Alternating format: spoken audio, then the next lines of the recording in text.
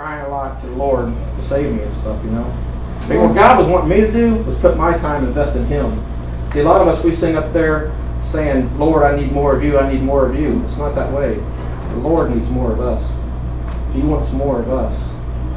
So when I was coming home on November 16th of 2008, as soon as I got my truck and started heading home from Georgia, the Holy Spirit just came into my truck. I mean, it was just wonderful. For 2 hours, the Holy Spirit broke me down, picked me back up, broke me down. I'd cry, I'd laugh, I'd cry, I'd laugh. Coming all the way from Albany, Georgia, so I got to the state line. I do not remember one traffic light I went through. I don't remember any traffic. All I remember is the Holy Spirit just being all over me. It's a feeling that you'll never forget. As soon as the Holy Spirit left and stuff, I remember calling my mom. Well, first I called my wife, told her what happened. I told her I'm a new man. The old Randy Shepherd is not coming home. We cried on the phone together, and after I got the phone with her, I called my mom and told her how much I loved her and stuff, just filling out all kinds of stuff. And got off the phone with her, called her brother. He was laughing at me. I was telling him I loved him and everything. And he even said it back. That's what surprised me. But then, Tim knows my sister April really well. I call my sister April. I'm telling her I love her and everything. All of a sudden I hear this girl, deep voice, "Where are you at?" I'm like, I'm 75, up near Gainesville. Why? "My mom, where are you at?" And right then it dawned on me. She thinks I'm doing something crazy and I'm about to end my life and stuff because I'm telling her I love her. So she thinks I'm about to do something stupid. So anyway, it took me about 10 or 15 minutes for me to convince her that, I've given my life over to the Lord and I just want to let everybody know I love Him and stuff. So they go home that night. This is a Sunday. Now, Monday I got to go to work. Like I said, I'm a deputy sheriff. Everybody I work with in the courthouse, the 20 bailiffs in there, all know me as an alcoholic. They know me as an adulterer. They know me as just, a guy with no goods. And I remember Monday morning thinking, okay, how am I going to tell all these guys I've hung around with for 20 plus years, running bars and, they was with me nights I've committed adultery and stuff, and nights I've chased women. How am I going to tell them that I'm not that Randy Shepherd anymore? How am I going to do that? I mean, how do I break the ice? I was praying about it Monday morning and that, Lord, show me what to say. Tell me. Well, I was getting ready to walk out the door, and I'm trying not to cry here. As I was getting ready to walk out the door, my Bible was sitting right there by the counter. And, I mean, it just lit up like a bright light. And the reason it did that was because of Tim's dad. I've only got one memory of Tim's dad not having a Bible in his hand. His father planted my seeds and watered me for so many years without hardly mentioning God once. Not pumping it down my throat or anything, just by the way he acted, just the way he carried himself. And the only memory I got of him not carrying a Bible when he's coaching us on the football field. So anyway, I pick up that Bible, I walk out the door, I'm in my full uniform, gun belt, badge, the whole 9 yards. I go to work, and as I'm walking into the courthouse, there's like 400 plus employees, probably about 30 or 40 people walking in with me, and they're all saying, "Good morning, Randy," but even though they were saying it to me, their eyes were right there on that Bible. They weren't looking at me, they were looking at that Bible. So God went ahead of me, showed me how to make a statement without even saying one word. So within about 3 or 4 days' time, God took every one of my old friends, just pushed them to the side. And that following Thursday night, I went to our first time I went to my Thursday night men's meeting at our church down in Bureau. And guess what? That's my new group of friends. That's all I hang out with now, and that's all I have been for the last 2.5 years. So this is what I wanted to get with y'all. Like I said, decisions y'all are making today and stuff, it's going to carry it with you. And there's four doors of sin I want y'all to be aware of. And if y'all think about that, about these 4 doors of sin, and listen to them as I talk about them, you're going to see how they relate to y'all. The first door of sin is alcohol and drugs. Okay?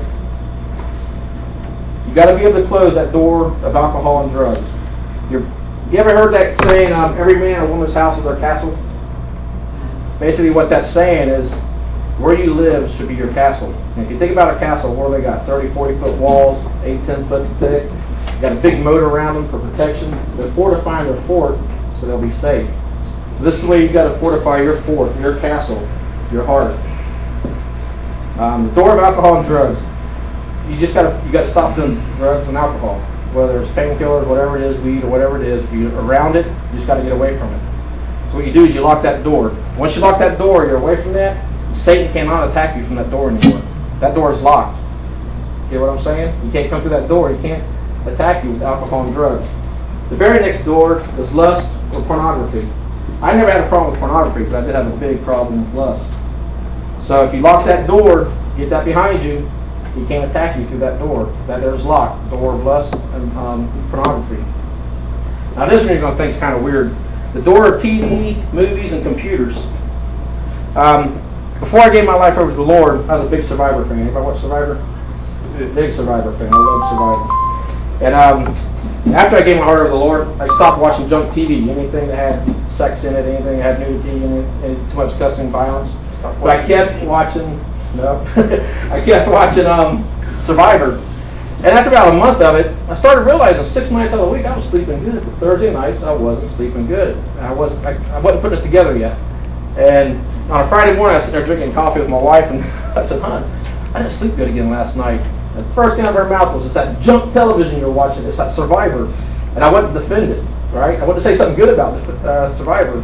But what is good about Survivor? It's full of deceit, full of lying, it's full of backstabbing, it's full of people having affairs on that island, which they talk about later, and nudity. And you say, well, if they put those little bars on there when their tops come off, their bottoms fall down and stuff, so you can't see. But like I said, we were born with sin. So what does our mind do? It replaces it. Yeah. Exactly. Replace it. See? And that's how our mind works.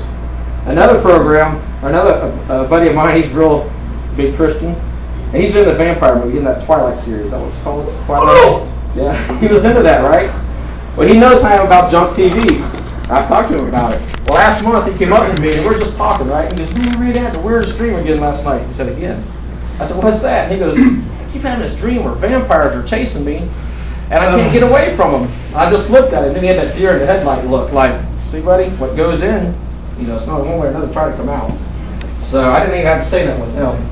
So, and the last one is the door of radio and music. A lot of people listen to the radio or music. It's the secular music. Think about it. 1 out of maybe 100 or 1,000 songs might be about how great of a husband you are, or how great your wife is, or how great your kids are. Every other song out there has violence, has sex, has vulgarity. It just has an alcohol. I mean, all it is getting pumped into you, and you're loving it. Because I was a country music man. I loved my Garth Brooks and my George Strait and Reba and all of them. They got great voices. Who? Luther Vandross. See? So I mean, and I did. As soon as I quit listening to all that, and for the last probably about 4 years, all I've listened to is Christian music. That's when the Holy Spirit's going to be visiting you in your truck and stuff, in your cars when you're driving.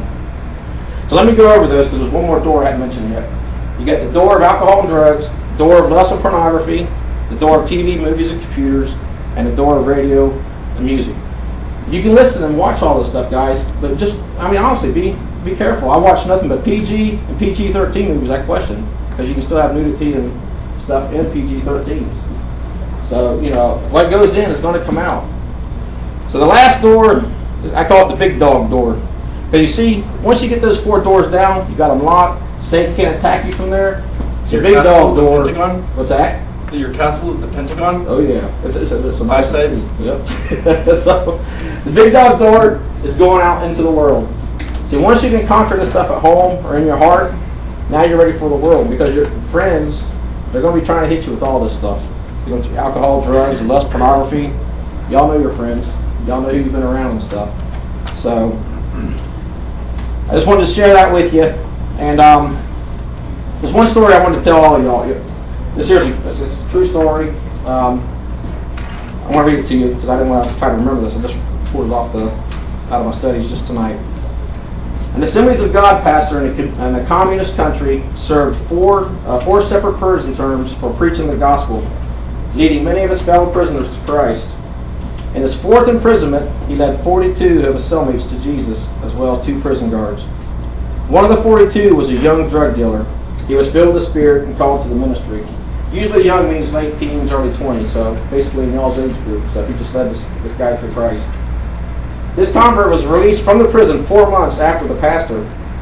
He journeyed to the pastor's town to attend the underground Pentecostal Bible school. They're in another country, so they have to keep their Bible schools and stuff, underground, so they don't get persecuted and stuff. What was this? This here is probably about 20, 30 years ago when this happened. Probably I don't know which Russia. country, but it didn't give me the country in the story. Probably Russia. It could be.